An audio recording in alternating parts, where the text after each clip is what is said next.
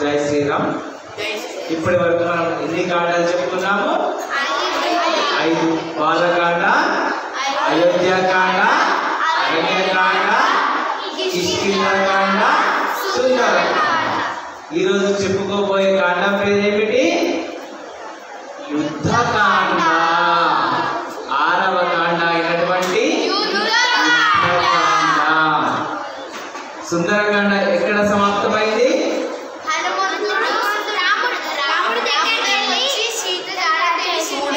Good. హనుమంతుడు లంక నుంచి సీత జాడ తెలుసుకొని రామునికి సీత ఇచ్చినటువంటి శిరోమణిని ఇవ్వడంతో ఆ తర్వాత వారందరూ లంకకు వెళ్ళి యుద్ధం చేయడానికి గాను సన్నాహాలు ఏర్పాట్లు చేస్తున్నారు. ఇప్పుడు అలా వారు ఆ ఏర్పాట్లలో భాగంగా సుగ్రీవుడు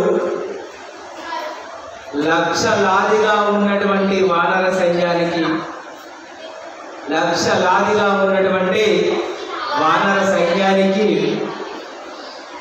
ఆ సైన్యం ముందుకు నడపాలంటే ఎవరు ఉండాలి? నాయకుడు ఉండాలి. ఆ సైన్యానికి సైన్యాధ్యక్షునిగా ఎవరు నియమిస్తాడు? నీలుడిని నియమిస్తాడు. ఎవరు? నీలుడు. ఈ నీలుడు ఎవరు అంటే విశ్వకర్మ యొక్క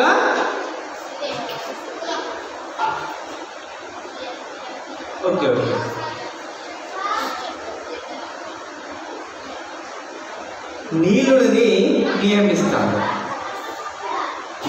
రైట్. ఈ నీలుడు మరియు సుగ్రీవాదులు అందరూ కలిసి కాలినడకన ఎక్కడికి వెళ్తారు? సముద్రపు ఒడ్డు వరకు చేరుకుంటారు. ఆ సముద్రం ఒడ్డు వరకు చేరుకొని యుద్ధ ఏర్పాట్లు చేసుకుంటుండగా అక్కడ లంకలో రావణుడు ఒక సమావేశాన్ని ఏర్పాటు చేస్తాడు. ఎందుకు? ఒక్క హనుమంతుడు, ఒక్క వానరం వచ్చి లంకను అతలాకుతలం చేసింది, ఆగమాగం చేసింది. కావున లక్షలాదిగా ఉన్నటువంటి వానరాలు మన లంకకు వస్తే మన లంక పరిస్థితి ఏమిటి అని వారు ఆలోచిస్తున్నారు. అవును, లంకకు చాలా నష్టం జరగబోతుంది అని విభీషణుడు రావణాసురుడికి చెప్తాడు. ఏమనంటే, అగ్రజ, ఇప్పటికైనా మించిపోయింది లేదు. సీతమ్మను రాముడికి అప్పగించి క్షమించమని వేడితే మన పై దండెత్తి వస్తున్నటువంటి శ్రీరాముడు శాంతి చెంది ఈ యుద్ధం జరగకుండా నివారిస్తాడు. అంతటా రావణాసురుడు విభీషణుడిపై అగ్రహోతత్రుడవుతాడు. అనగా చాలా కోపానికి వస్తాడు. ఓ విభీషణ, ఏమంటున్నావు నీవు నా సమక్షాన నా శక్తిని తక్కువగా చేస్తూ, శత్రువు యొక్క శక్తిని ఎక్కువ చేస్తూ అతన్ని పొగుడుతున్నావు, ఇది రాజద్రోహం. అందుకే నిన్నిప్పుడే లంక నుంచి బహిష్కరణ చేస్తున్నా అని తన సొంత సోదరుడైనటువంటి విభీషణుడిని లంక నుంచి ఏం చేస్తాడు? పంపించి వేయగా విభీషణుడు ఎక్కడికి వస్తాడు? శ్రీరాముని దగ్గరికి వచ్చి శరణు వేడుతాడు.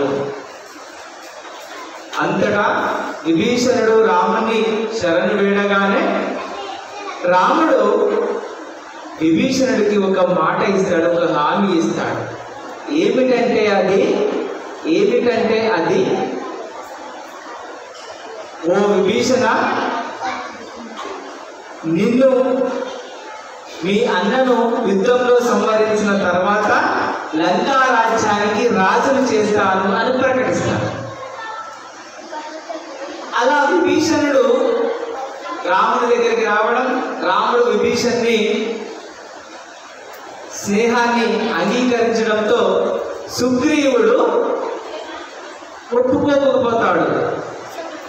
ఓ రామ, విభీషణుడిని మీరు అంత సులభంగా నమ్మకూడదు. ఇది రావణుడే కావాలని విభీషణుడిని పంపించవచ్చు. అతని వల్ల మనకు భవిష్యత్తులో కొన్ని ప్రాబ్లమ్స్ ఎదురు కావచ్చు, సమస్యలు ఎదురు కావచ్చు. ఆలోచించండి అంటే అప్పుడు రాముడు చెప్తాడు, ఓ సుగ్రీవ, విభీషణుడి గురించి చింతించాల్సిన అవసరం లేదు. నాకు అతడి గురించి తెలుసు. ముఖ్యంగా ఆంజనేయుడు లంకకు వెళ్ళినప్పుడు అతని గురించి చెప్పడం జరిగింది. మనము విభీషణుడిని విశ్వసించవచ్చు అని చెప్పడంతో సుగ్రీవుడు అడుగుతాడు రాముని, మరి ఓ రామ, యుద్ధంలో రావణాసురుడిని ఓడించి విభీషణుడికి రాజ్యం చేస్తానని మాటించినావు కదా, మరి అనుకోకుండా ఈరోజు కానీ రేపు కానీ లేదా యుద్ధం మధ్యలో కానీ రావణాసురుడు కూడా వచ్చి నిన్ను శరణు కోరితే అప్పుడు నువ్వేం చేస్తావు? ఆల్రెడీ విభీషణుడికి రాజ్యం చేస్తానని మాటించినావు కదా, మరి అయినా వచ్చి అడిగితే ఏం చేస్తామంటే, ఓ సుగ్రీవా, దానికి అంత చింత ఎందుకు? రావణుడే కనుక వచ్చి సీతను అప్పగించి నా శరణు వేడితే నేను నా అయోధ్య రాజ్యానికి రావణుడిని రాజుని చేస్తాను. నేను నా పూర్తి జీవితాన్ని వనవాస దీక్షలోనే గడుపుతాను అనడంతో సుగ్రీవాదులు రాముడి యొక్క గొప్పతనానికి, మంచితనానికి అచ్చరు ఉంది శ్లాఘిస్తారు, వారిని కొనియాడతారు. అలా వానర సైన్యం రాముడితో పాటుగా వచ్చి ఇప్పుడు లంకకు వెళ్ళడానికి ఏర్పాట్లు చేస్తున్నారు. ఇప్పుడు లంకకు ఎలా వెళ్ళాలి? వాళ్ళు సముద్రాన్ని దాటి వెళ్ళాలి. ఎలా సముద్రాన్ని దాటాలి? మరి అందరూ హనుమంతులాగా లంకకు లంఘించలేరు కదా. ఇప్పుడు సముద్రం పైన ఒక వారధి నిర్మించాలి.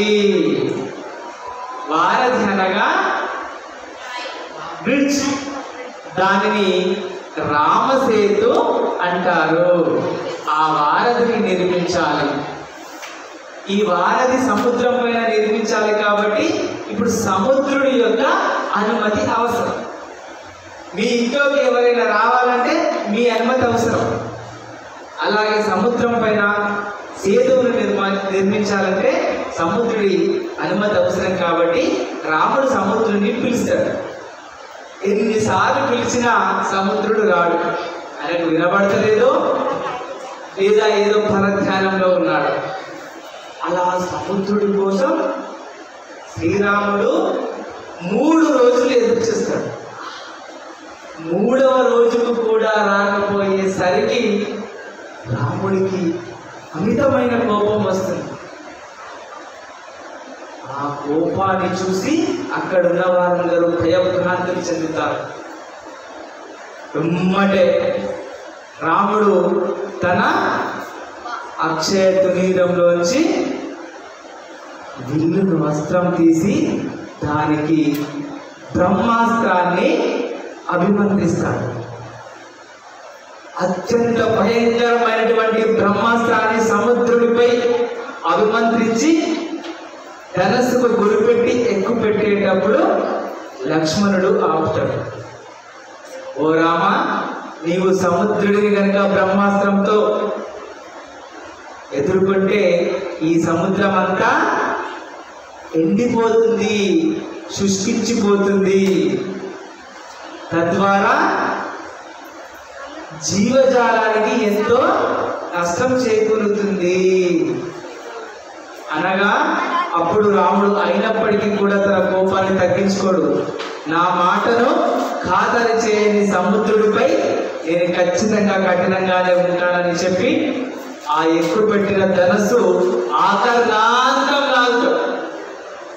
లాగడంతో ఆ శబ్దానికి సముద్రంలో ప్రకంపనలు వస్తాయి.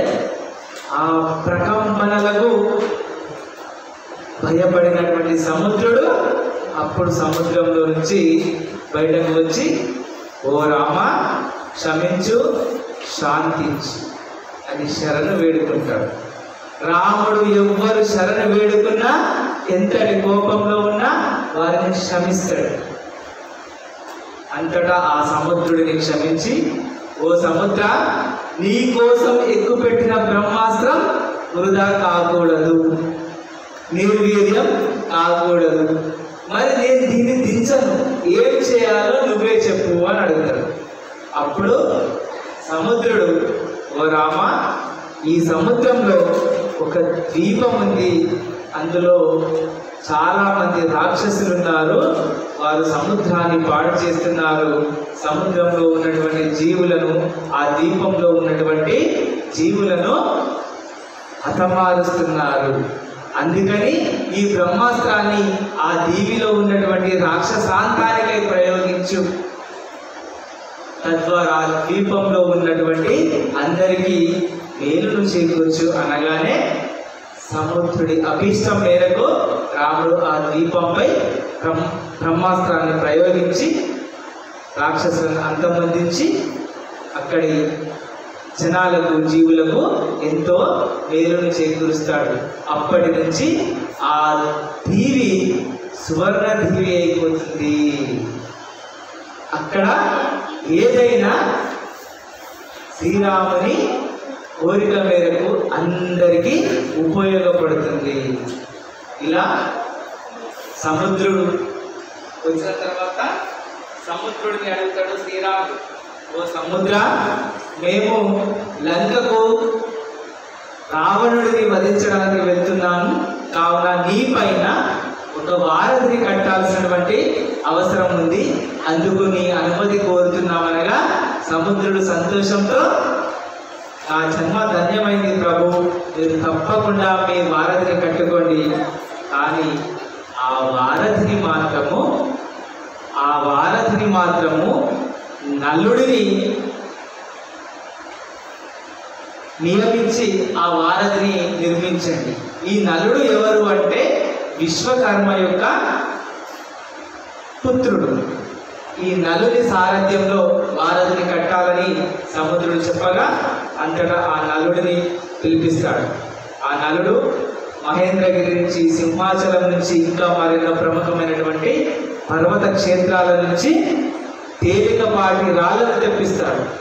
ఆ వానరులంతా తేలికపాటి రాళ్ళను తెచ్చి ఆ రాళ్ళ పైన శ్రీరామ్ అని రాసి ఆ సముద్రంలో వేయగానే సముద్రుడు ఆ రాళ్లను నీళ్ళల్లో మునిగిపోకుండా ఊర్ధ్వపీడనాన్ని కలిగిస్తాడు.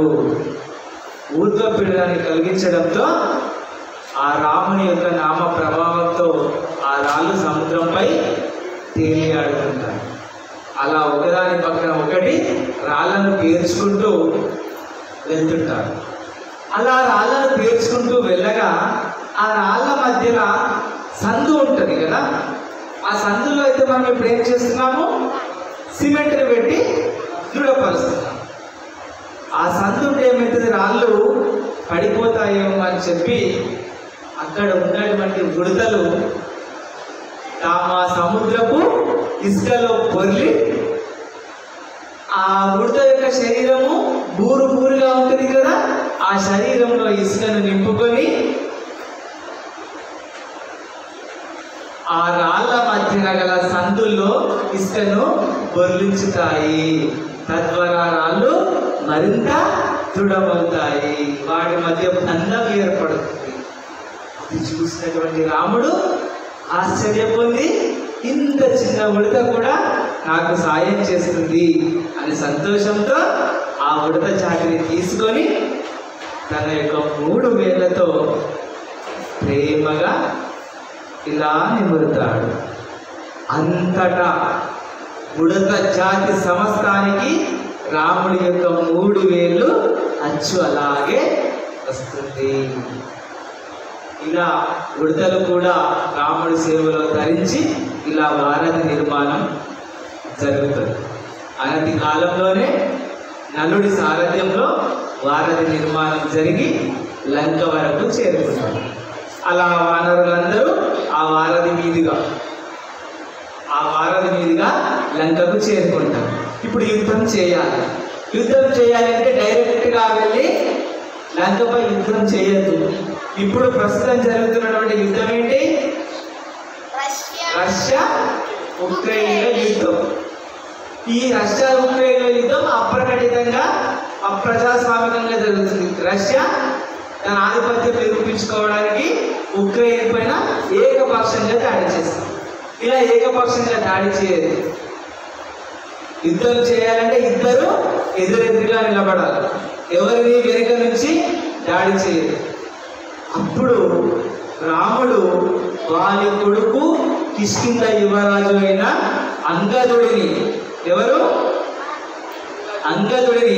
రాయబారానికి పంపిస్తాడు. రాయబారం ఏంటి మరి? రాయబారం అంటే ఏంటి? చెప్పడం. అప్పుడు శ్రీరాముని తరఫున అంగదుడు వెళ్ళి రావణ సభలో చెప్తాడు రావణునికి, ఓ రావణ, నేను శ్రీరాముని దూతను, రాయబారిని. మేమంతా వానర సైన్యంతో ఈ రాజ్యంపై దండెత్తడానికి వచ్చాము. ఇప్పటికైనా మించిపోయింది లేదు. సీతను తీసుకొని వచ్చి శ్రీరాముడికి అప్పగించి శరణు కోడితే శ్రీరాముడు మిమ్మల్ని వదిలేస్తానని చెప్పాడు. కాదని రాముని మాటను ఉపేక్షించి యుద్ధానికే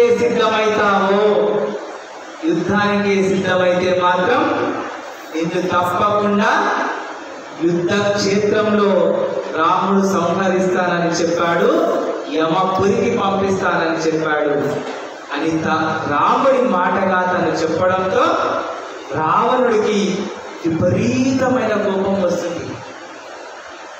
ఓ అంగదా, ఏం మాట్లాడుతున్నావు? ఆపు, మా శక్తి తెలియకుండా మాట్లాడుతున్నావు.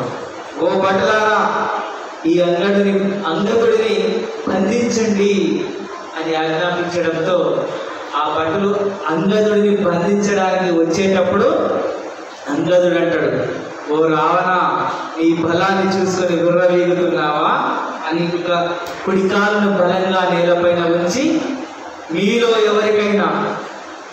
ఎవరికైనా నా యొక్క కాలుని అంగుళం పాటు కదపగలనేమో ప్రయత్నించండి. అలా కదిపితే యుద్ధంలో మీరు జయించినట్టుగా నేను ప్రకటింపజేస్తాను అనగా ఆవేశంతో ఆ భటులు వచ్చి అంగదుడి కాలుని పట్టుకొని అంగుళం కూడా కదల్చలేకపోయారు. అంతటా అంగదుడు తన కాలును లేపి విసిరి తన్నడంతో ఆ భటులు నలుదిశలా ఆ రాజసభలో చెల్లాచెదురుగా పడిపోతాడు. అప్పుడు రావణుడు కోపంతో ఒక్క కాలుని కదపడం ఇంత కష్టమా అని తానే స్వయంగా వచ్చి అంగదుడి కాలును పట్టుకోవడానికి వస్తుంటే, ఓ రావణ, నీవు లంకాపురధీశుడవు, లంకేశ్వరుడవు, మహారాజువు. ఒక రాయబారి యొక్క కాళ్ళు పట్టుకోకూడదు. అవమానం, నీకే అవమానం. మీకు కాళ్ళు పట్టుకోవాలని అనిపిస్తే శ్రీరాముడి కాళ్ళను పట్టుకోండి, ఆయన మిమ్మల్ని వదిలేస్తాడు ఇది చెప్పడంతో రావణుడికి అవమానంతో అంగదుడికి మరణశిక్ష వేయాలని అనుకుంటాడు. అంతటా ఆ రాజ్యంలో ఉన్నటువంటి పెద్దవారు దూతను రాయబారిని ఎప్పుడు కూడా మనము దండించొద్దు, అతడిని వదిలేసి మేము యుద్ధానికే వస్తున్నామని రాముడికి కబురమ్మని చెప్పగా అంగదుడు వెళ్ళి రావణుడు యుద్ధానికే సిద్ధమయ్యాడని చెప్పడంతో యుద్ధ ఏర్పాట్లు జరుగుతున్నాయి. మరుసటి రోజు యుద్ధం ప్రారంభం.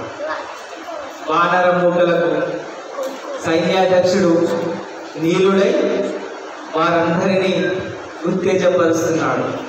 అప్పుడు రావణుడు తన సైన్యాన్ని ఒక్కసారిగా కాకుండా కొన్ని భాగాలుగా విభజించి ఆ కొన్ని భాగాలకు కొంతమందిని నియమించి వారి సారథ్యంలో యుద్ధం చేయిస్తాడు. మొట్టమొదటిగా రామ సైన్యంపై రావణుడు ఎవరిని పంపిస్తాడు? మేఘనాథుడు. అతనికి మరొక పేరే ఇంద్రుడు, ఇంద్రజిత్. ఈ ఇంద్రజిత్తు మేఘాలలో దాక్కుండి అదృశ్యంగా ఉంటూ కనబడకుండా ఉంటూ యుద్ధం చేయడంలో నేర్పడు. ఇలా ఇంద్రజిత్తు వారిని మాయలు చేస్తూ వానర సైన్యాన్ని హతమారుస్తున్నాడు. ఎంతో మంది వానరులు చనిపోతున్నారు, కానీ ఇంద్రజిత్తు మాత్రము కనబడడం లేదు. రామలక్ష్మణులు ఎంత పోరాటం చేసినా ఇంద్రజిత్తు మరింత తీవ్రంగా యుద్ధం.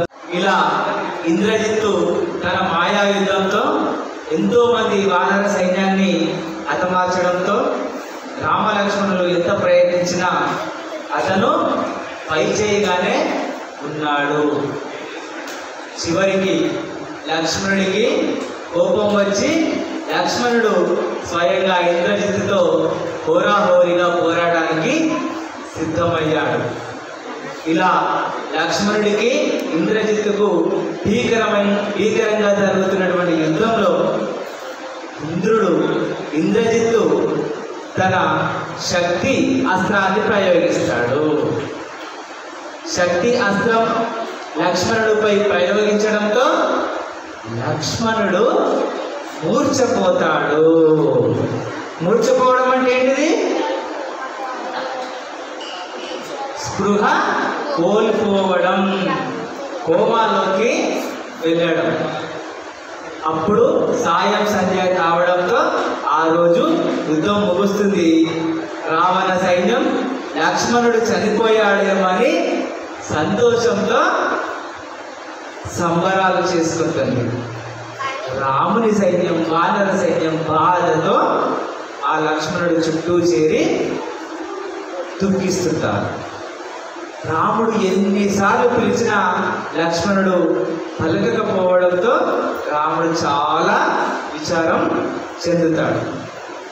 ఒక్కసారికి ఒక్క పిలుపుకే పలికే లక్ష్మణుడు అలా నేలపైన నిశ్చలంగా ఉండడం చూసినటువంటి రాముడు తట్టుకోలేక దుఃఖిస్తాడు. ఓ సుగ్రీవ, ఈ యుద్ధంలో కనుక నేను నిజంగా గెలిచిన రావణాసురుడిని అంతమొందించిన నా తమ్ముడు లేకుండా నేను అయోధ్యకు వెళ్ళలేను, శాశ్వతంగా వనవాసంలోనే ఉంటాను, లేదా నా ప్రాణాన్ని కూడా త్యాగం చేస్తాను అని చెప్తాడు. అంతటా సుగ్రీవుడు, రామ భ్రాంతి చెందదు, మా మేనమామ అయినటువంటి సుసేనుడు మంచి వైద్యుడు అని సుసేనుడిని పిలిపిస్తాడు. సుసేనుడు వచ్చి లక్ష్మణుడిని పరీక్షించి, ఓ రామ, విచారించేది ఏమీ లేదు, లక్ష్మణుడు చనిపోలేదు, కేవలం మూర్ఛ చెందాడు, దీనికి ఒక మందుంది, అది సంజీవని పర్వతం పైన ఉన్నటువంటి సంజీవని మొక్క తీసుకువచ్చి ఆ రసాన్ని లక్ష్మణుడికి కనుక అందిస్తే దాంతో మళ్ళీ లక్ష్మణుడు శక్తివంతుడవుతాడు అని చెప్పగా, కానీ ఎంత త్వరగా తెస్తే అంత మంచిదని చెప్తా. ఇప్పుడు ఎంత త్వరగా ఎవరు తెస్తారు? ఇప్పుడు సంజీవని మొక్కని అందరూ హనుమంతుడి వైపే చూస్తారు. అంతటా హనుమంతుడు నేను సంజీవని మొక్క తెస్తాననడంతో సుషేనుడు హనుమంతునికి సంజీవని మొక్క ఎలా ఉంటుందో దాని రూపురేఖలను చెప్పడంతో పుట్టిన వాయువేగంతో హనుమంతుడు సంజీవని పర్వతం దగ్గరికి వెళ్ళి ఆ సంజీవని మొక్క కోసం వెతుకుతుంటాడు. కానీ ఆయనకు అక్కడ ఉన్న చాలా మొక్కల్లో సంజీవని మొక్క ఎలా ఉంటుందో గుర్తుపట్టలేకపోతున్నాడు. సమయం మించిపోతుంది. ఆలస్యమైతే లక్ష్మణుడు మనకు దక్కడు ఎలా అని ఆలోచిస్తూ ఆలస్యం చేయకుండా ఆ సంజీవని పర్వతాన్ని అమాంతం పైకి లేపి ఇలా పట్టుకొని వాయు వేగంతో చెట్టుని తెమ్మంటే గుట్టనే తెస్తున్నాడు హనుమంతుడు. అలా అక్కడికి వచ్చేసి, ఓ సుషేణ, సంజీవని మొక్కను నేను గుర్తించలేకపోయాను. అది సంజీవని పర్వతంతో వస్తున్నటువంటి హనుమను చూసినటువంటి వానర సైన్యము రాముడు సుగ్రీవుడు ఆశ్చర్యపోతారు. పర్వతాన్ని తీసుకువస్తున్నాడని. సుసేనుడు ఆ పర్వతం పైకి వెళ్ళి సంజీవని మొక్కను తీసుకొని ఆ రసాన్ని పిండి లక్ష్మణుడికి తాగించడంతో లక్ష్మణుడు తిరిగి లేచి కూర్చుంటాడు. హనుమంతుడు ఆ సంజీవని పర్వతాన్ని తిరిగి యథాస్థితిలో పెట్టి వస్తాడు. ఇలా రావణ సైన్యమంతా లక్ష్మణుడు చనిపోయాడని సంబరాలు చేసుకున్నారు కదా. మరుసటి రోజు యుద్ధంలో లక్ష్మణుడు ధనుర్బాణాలను పట్టుకొని యుద్ధంలో నిలబడడంతో వాళ్ళందరూ ఆశ్చర్యపోయారు. అంతటా లక్ష్మణుడికి ఇంద్రజిత్తును చూడగానే ఎక్కడ లేని కోపం వచ్చింది. నన్ను నిన్న పడగొట్టావు కదా, ఈరోజు నిన్ను అంతమందిస్తా అని లక్ష్మణుడు ఎవరి వైపుకి వెళ్ళకుండా కేవలం ఇంద్రజిత్తునే టార్గెట్ చేస్తూ వెళ్ళి చివరికి ఇంద్రజిత్తు పైన దివ్యాస్త్రాన్ని ప్రయోగించడంతో ఇంద్రజిత్తు కుప్పకూలిపోతాడు. అంతటా ఇంద్రజిత్తు మరణ వార్తను విన్నటువంటి రావణుడు దుఃఖిస్తాడు. ఇంతటి శక్తివంతుడైన ఇంద్రజిత్తు కూడా పరాజితుడయ్యాడు. అప్పుడు రావణుడు ఎవరిని పంపిస్తాడు?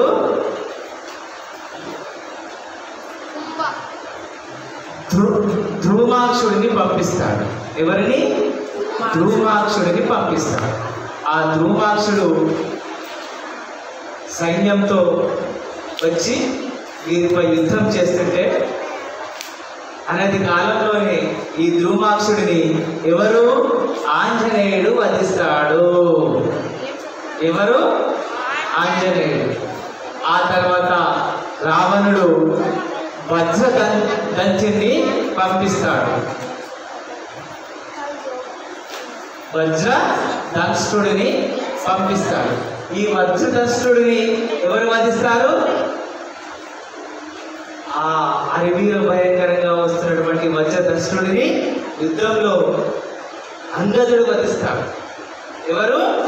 అంగదుడు. ఇలా ఒక్కొక్కరుగా రావణ సైన్యంలోని నాయకులందరూ మరణిస్తున్నారు. దాంతో వజ్రదష్టుడు చనిపోవడంతో రాముడు తిరిగి అక్రూరుడిని పంపిస్తాడు.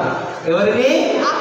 అక్రూరుడిని పంపగా ఆ అక్రూరుడిని కూడా ఆంజనేయుడే వధిస్తాడు. ఆ తదుపరి లక్షల సైన్యంతో భీకరంగా భయం కొల్పేలా ప్రహస్తుడు వస్తాడు యుద్ధానికి. ఆ ప్రహస్తుడిని చూసినటువంటి వానర సైన్యం రామాదులు భయపడుతుంటారు. ఏంటి ఈ ప్రహస్తుని గొప్పతనం అనగా రావణుడి యొక్క బలమే ప్రహస్తుడు. ఈ ప్రహస్తుడు ఎవరో కాదు, ఈ రావణ సైన్యానికి సర్వ సైన్యాధ్యక్షుడు. శ్రీరాముడి సైన్యానికి సర్వ సైన్యాధ్యక్షుడు ఎవరు? నీలుడు. రావణ సైన్యానికి సర్వ సైన్యాధ్యక్షుడు ఎవరు? ఈ సర్వ సైన్యాధ్యక్షుడు అయినటువంటి ప్రహస్తుడు భీకరమైన యుద్ధం చేస్తాడు. వానర సైన్యాన్ని నలుదిశలా చెదరగొడతారు. అందరూ భీతిల చెందుతారు, భయభ్రాంతులకు గురవుతారు. అప్పుడు రావణ సైన్య సర్వ సైన్యాధ్యక్షుడిని రామ సైన్య సర్వాధ్యక్షుడైనటువంటి నీలుడు ప్రహస్తుని అంతమొందిస్తాడు. నీలుడు కూడా నేల కూలడంతో రావణుడికి ఒక రకమైనటువంటి భయం పట్టుకుంటుంది. అందరూ అయిపోయారు, వీరులందరూ అయిపోయారు. అప్పుడు రావణుడు ఎవరిని పంపిస్తాడు? కుంభకర్ణుడు. ఈ కుంభకర్ణుడు ఎవరో తెలుసా? అలనాడు వైకుంఠపురంలో విష్ణుమూర్తి యొక్క ద్వారపాలకులైనటువంటి ఇద్దరు జయ విజయులు, జయుడు విజయుడు. ఈ జయులలో ఈ కుంభకర్ణుడు జయుడు. రావణాసురుడు విజయుడు. ఈ జయుడే కుంభకర్ణుడిగా అవతారం ఎత్తుకొని రాగా ఒకరోజు ఒక మహర్షి విష్ణుమూర్తిని సందర్శించాలని వైకుంఠానికి వెళ్తే ఈ జయ విజయులు ఇద్దరు అడ్డుకొని ఆయనను పంపించకపోవడంతో కోపానికి వచ్చినటువంటి ఆ మహర్షి మీరు రాక్షసులై పుట్టండి అని శపిస్తారు.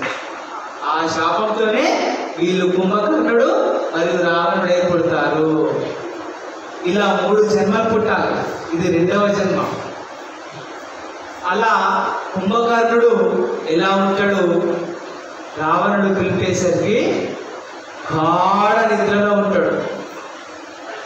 ఎంతో మంది పోయి ఆయనను లేపినా లేవడు, శూరాగతులు పిలిచినా లేవడు, ఆయన చెవుల దగ్గర పోయి డప్పులు కొట్టినా లేవడు, బాకాలు తిన్నా లేవడు. చివరికి వాళ్ళకి ఒక ఉపాయం వస్తుంది. మంచి కమ్మటి ఆహార పదార్థాలు, లడ్డూలు, పంచభక్ష పరమాన్నాలు అన్నీ చేసుకొని రావణాసురుడి దగ్గరికి పెట్టగానే ఆయన శ్వాస తీసుకోగానే కమ్మటి వాసన రావడంతో మరొక్కసారి దీర్ఘంగా శ్వాస తీసుకుంటాడు. ఆ శ్వాసకు దూరంగా ఉన్నటువంటి రావణుని భటులు ఆయన ముక్కు దగ్గరికి వస్తారు. ఆ శ్వాస అంతా దీర్ఘంగా తీసుకుంటాడు. ఒక్కసారి శ్వాస వదలంగానే దూరంగా వెళ్ళి ఎక్కడ వారక్కడే పడిపోతారు. ఆ వాసనకు కుంభకర్ణుడు లేచి కడుపు నిండా తింటాడు. తిని నన్ను ఎందుకు లేపిండ్రు అని అడుగుతాడు. మీ అగ్రజుడు రావణుడు లేపమని చెప్పిండు అనగానే అప్పుడు రావణుడి దగ్గరికి వెళ్తే రావణుడు చెప్తాడు, రామరావణ యుద్ధం జరుగుతుంది, మన రాజ్యంలోని వీరులందరూ మృతి చెందారు, ఇక మిగిలింది నువ్వు నేను మాత్రమే అని చెప్పడంతో మరి ఇప్పుడు నేనేం చేయాలి అంటే వెళ్ళి యుద్ధక్షేత్రానికి వెళ్ళి రామలక్ష్మణులను వధించాలి అని చెప్తాడు. అలా చెప్పడంతో కుంభకర్ణుడు ఆ యుద్ధక్షేత్రంలోకి వస్తుంటాడు. ఎలా వస్తుంటే ఒక మనిషి లాగానో రాక్షసుని లాగానో కాదు, ఒక పర్వతమే వస్తున్నట్టుగా వస్తాడు. పర్వత రూపుడు, అంత భయంకరంగా ఉంటాడు. ఆయన కదులుతుంటే కొండలు కదులుతున్నట్టుగా ఉంటాయి, ఆయన కండలే కొండల్లాగా ఉంటాయి. ఇలా ఆయన నడుస్తూ ఉంటే ఆయన కాళ్ళ కింద పడి ఎందరో వానర సైన్యం చనిపోతూ ఉంటారు. కుంభకర్ణుడిని చూసి అందరూ వెవ్వేరెత్తుతారు. రావణ సైన్యం ఆహాకారాలు చేస్తుంటే, గర్జిస్తుంటే రాముని సైన్యం భీతి చెందుతుంది. వానర సైన్యం పారిపోతుంది. ఆయన చూస్తే పారిపోతున్న వారిని పారిపోతున్నట్టు ఇలా చేతులతో పట్టుకుంటే ఆయన చేతుల్లోకి వస్తారు. వాళ్ళు అలా వాళ్ళని దూరంగా విసిరేస్తారు. వీరు పెద్ద పెద్ద రాళ్ళతో కొడుతుంటే ఆయనకు చిన్న రాయి తగిలినట్టుగా అనిపిస్తుంది. ఆ చిన్న రాయిని విసిరి కొడితే మళ్ళీ వాళ్ళు పెద్ద రాయి బండరాయి తగిలి దానిపైన కింద పడి ఎంతోమంది వానరులు చనిపోతుంటారు.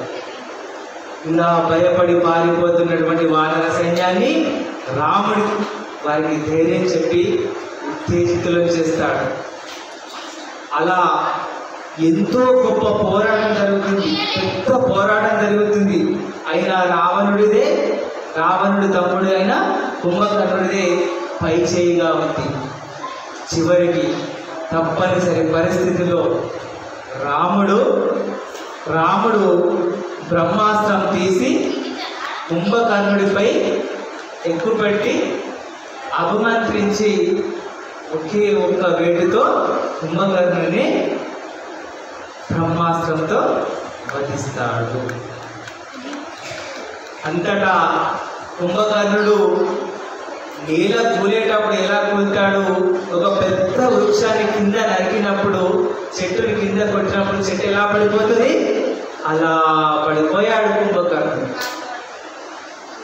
అందరూ చనిపోవడంతో ఇక మిగిలింది ఎవరు?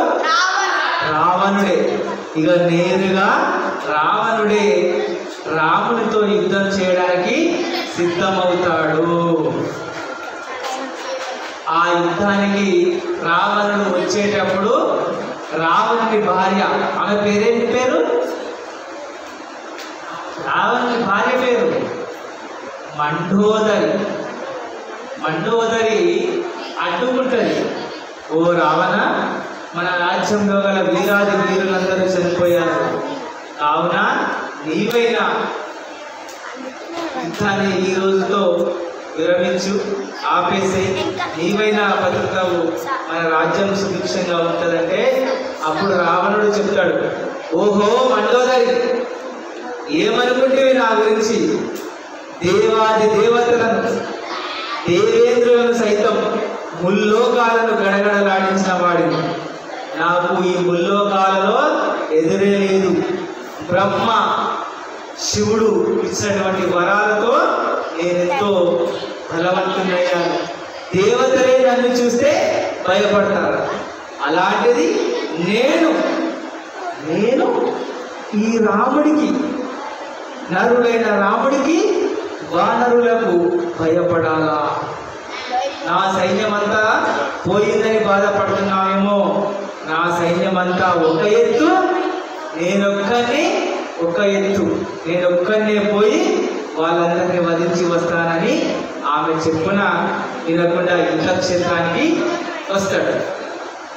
ఇలా యుద్ధక్షేత్రానికి రావడంతో అది వీర భయంకరమైన, అంతకు ముందెన్నడూ చూడనటువంటి రావణ యుద్ధం జరగబోతుంది అని తెలిసి ముల్లోకాల నుంచి దేవాది దేవతలు, ఋషులు, మహర్షులు, బ్రహ్మర్షులు, ఇంద్రాది దేవతలు ఆ యుద్ధాన్ని ప్రత్యక్షంగా చూడడానికి యుద్ధక్షేత్రానికి వస్తారు.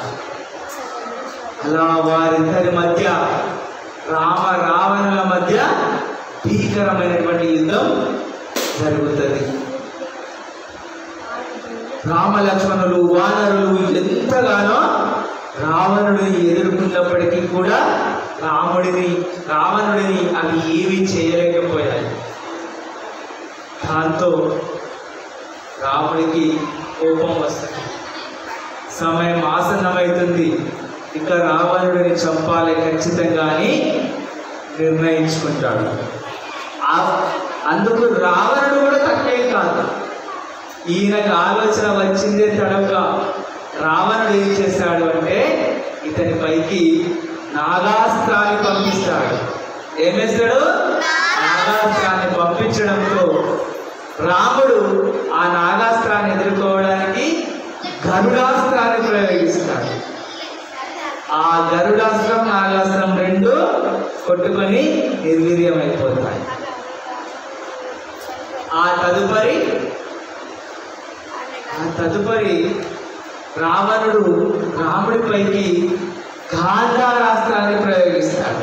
ఏంటి? గాంధారాస్త్రాన్ని. ఆ గాంధార అస్త్రము భగభగ మంటలతో రామ సైన్యంపైకి వస్తుంటే రాముడు దానిపైకి వారుణాస్త్రాన్ని ప్రయోగిస్తాడు. వారుణాస్త్రం అంటే వరుణుడి యొక్క అస్త్రం. వరుణుడు అంటే వర్షదేవుడు. ఆ నీళ్లను చిమ్ముతూ ఆ వెళ్ళినటువంటి వారుణాస్త్రము గాంధారాస్త్రాన్ని చల్లార్చుతుంది. అందుకు కోపగించినటువంటి రావణుడు ఏకంగా రాముడిపైకి త్రిశూలాస్త్రాన్ని ప్రయోగిస్తాడు. ఆ త్రిశూలాస్త్రం భయంకరంగా వస్తుండడంతో ఆ త్రిశూలాస్త్రం పైకి రాముడు శక్తి అస్త్రాన్ని ప్రయోగిస్తాడు. ఈ రెండు అస్త్రాలు కూడా నిర్వీర్యమైపోతాయి. అప్పుడు సుగ్రీవుడు చెప్తాడు రాముడికి, ఓ రామ, నీవు రావణుడు ప్రయోగించిన అస్త్రాలకు మారుగానే ప్రయోగిస్తున్నావు అస్త్రాలను, కానీ నీవు రావణుడిని ఎలా వధించాలో ఆలోచించడం లేదు. ఇంకా కొద్దిగా ముందుకు వెళ్ళి రావణుడిని వధించే ప్రయత్నం చేయు అనగా అప్పుడు రాముడు తనకు వనవాస దీక్షలో ఉన్నప్పుడు ఆగస్త్య మహర్షిని కలుస్తాడు కదా. ఆగస్త్య మహర్షి సకల విద్యలు చెప్తాడు కదా. అందులో ఆదిత్య హృదయం అనేటువంటిది ఒక విద్య, అంటే సూర్యుడిని ఆరాధించేటువంటిది విద్య. ఆ సూర్యుని ఆరాధించేటువంటి విద్యను, శ్లోకాన్ని, స్తోత్రాన్ని రాముడు కళ్ళు మూసుకొని పఠించడంతో రాముడికి అమితమైనటువంటి శక్తి వస్తుంది. అప్పుడు రాముడు కోటి సూర్యుల సమప్రభతో వెలుగొందుతుంటాడు. కోటి సూర్యులు ఒక్కసారి వెలిగితే ఎంత వెలుతురు వస్తుందో అలా రాముడు వెలుగుతాడు. అంతటా రాముడు గురి చూసి రావణాసురుడి కంఠానికి కొట్టగా దశకంఠుడి యొక్క ఒక కంఠం తెగి నీళ్ళన పడుతుంది. రావణాసురుడికి 10 తలలు, దశకంఠుడు కదా. దశకంఠుడి యొక్క ఒక కంఠం తెగి నేలపై పడగా వానర సైన్యము సంతోషంతో గర్జిస్తుండగా అందరూ ఆశ్చర్యపోయేలా తెగిపడి నేలన పడిన రావణ కంఠం తిరిగి లేచి యథాస్థానానికి వచ్చి చేరుతుంది. ఇలా ఎన్నిసార్లు రావణుడి కంఠాన్ని నేల కొట్టినా తిరిగి అన్నిసార్లు రావణుడి కంఠం యథాస్థితికి రావడంతో రాముడు కూడా ఆశ్చర్యపోతాడు. ఇంతవరకు నా బాణానికి ఎదురే లేకుండే, రావణుడు ఇంత శక్తివంతుడా అని అతని శక్తిని, గొప్పతనాన్ని తన మనసులోనే కీర్తిస్తాడు. కానీ మరి రావణుని ఎలా వధించడం అని ఆలోచిస్తుండగా సాక్షాత్ రావణాసురుడి తమ్ముడైనటువంటి విభీషణుడు రాముడి దగ్గరికి వస్తాడు కదా. అప్పుడు విభీషణుడు చెప్తాడు, ఓ రామ, అందరి జీవుల ప్రాణాలు కంఠాల్లో ఉంటే రావణుడి ప్రాణం మాత్రము, దశకంఠుడి ప్రాణం మాత్రం కంఠంలో లేదు, కడుపులో ఉంది.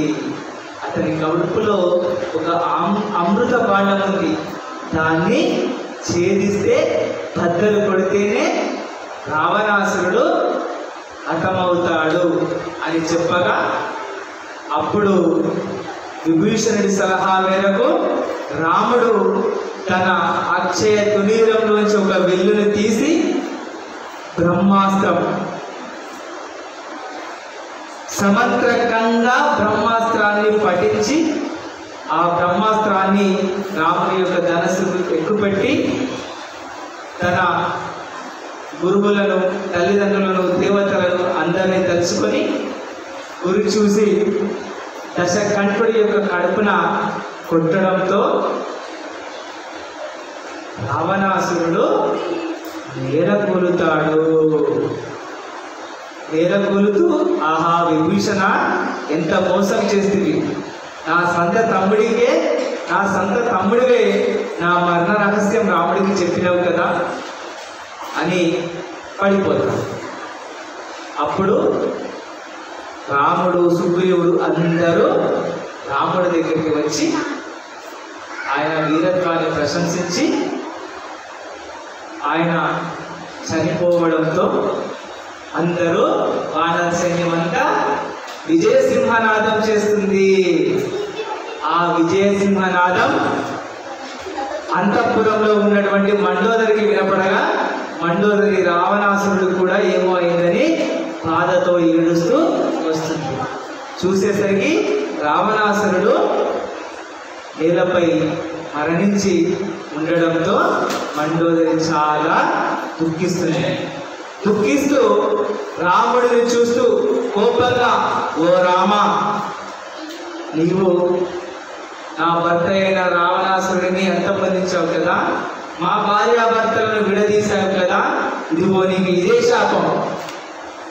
మీరు కూడా భవిష్యత్తులో మీ భార్యాభర్తలు దూరం అవుదురుగాక అని శపిస్తుంది. ఆ శాప ప్రభావం వల్ల భవిష్యత్తులో రాముడు మరొకసారి సీతను అడవుల్లో వదిలేస్తాడు ఒంటరిగా. అలా రావణ వధ జరిగిన తర్వాత మండోదరి ఇచ్చినటువంటి శాపాన్ని రాముడు స్వీకరించి ఆమెకు నమస్కరిస్తాడు.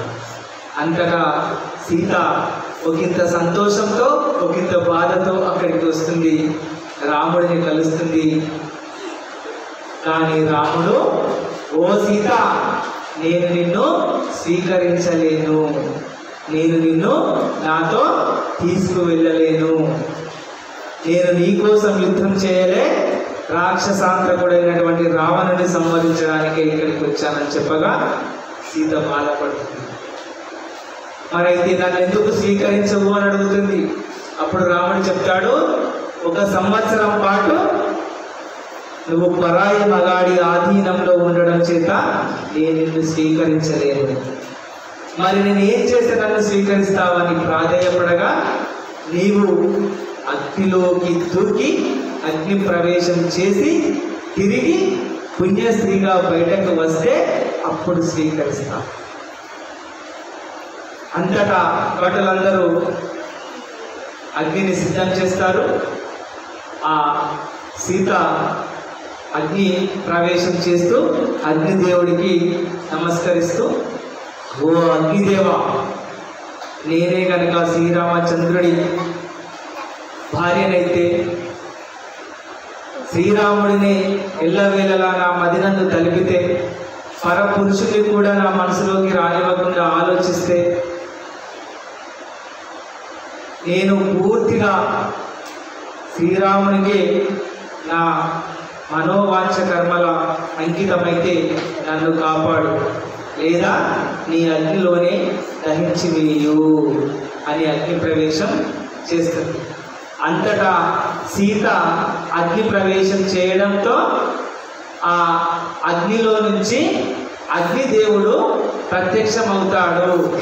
ప్రత్యక్షమై సీతను పుణ్యస్త్రీగా, పునీతగా, ఆమెకు ఎలాంటి హాని కలగకుండా తీసుకొస్తాడు. ఓ రామ, సీత మహాపతివ్రత, నీవు ఆమెనే శంకిస్తావా? ఇంత తప్పు చేశావు రామా అని రాముడిని అడగగా రాముడు, ఓ అగ్నిదేవ నమస్సులు, సీతపై నాకు సంపూర్ణ విశ్వాసం ఉంది, కానీ నా ఒక్కడికి విశ్వాసం ఉంటే సరిపోదు, సీత మహాప్రతివతనే అని ఈ లోకానికి అంతటినీ తెలియాల్సినటువంటి అవసరం ఎంతైనా ఉంది.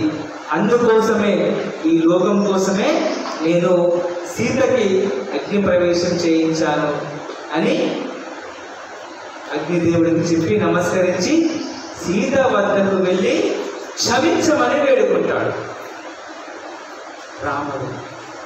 అంతటా మీరు నన్ను క్షమించడం అని వేడుకోవడం ఏంటి నాత అంటే, ఎవరు చేయని సాహసాన్ని నీవు చేశావు, నేను చేయించాను. ఇది స్త్రీ జాతికి నేను చేసినటువంటి ఒక కళంకం. అందుకని స్త్రీ జాతి తరపున నీవు నన్ను క్షమించమని వేడుకోగా ఆమె ఇందులో మీ తప్పేమీ లేదంటూ రాముడికి పాద నమస్కారం చేస్తుంది. దీంతో యుద్ధం పరిసమాప్తమవుతుంది. రాముడు విభీషణుడికి లంకా రాజ్య పట్టాభిషేకం అంగరంగ వైభవంగా చేస్తాడు. ఇలా విభీషణుడు రాజు అయిన తర్వాత రాముడు తిరిగి ఎక్కడికి వెళ్ళాలనుకుంటాడు? అయోధ్యకి వెళ్ళాలి. ఎందుకు అంటే అప్పటితో రాముడి యొక్క 14 సంవత్సరాల వనవాస దీక్ష పూర్తి అవుతుంది.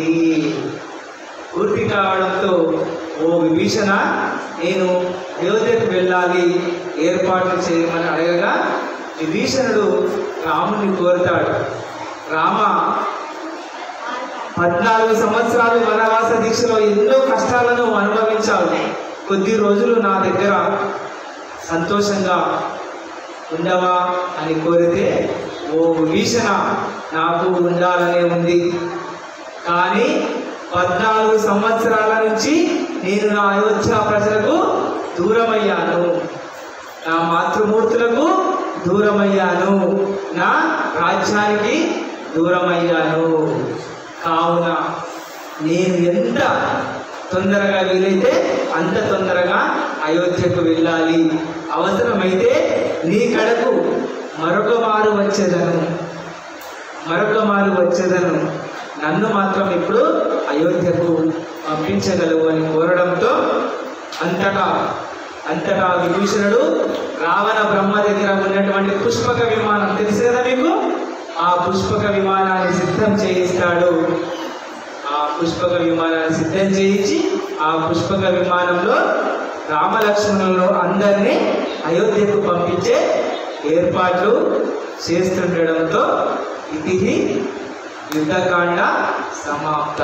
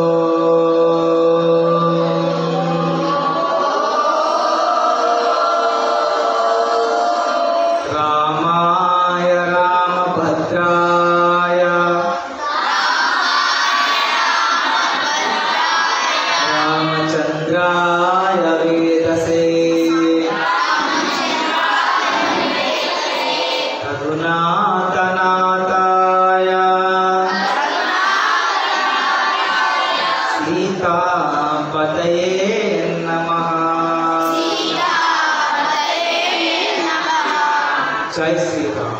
జై శ్రీరామ్. జై శ్రీరామ్.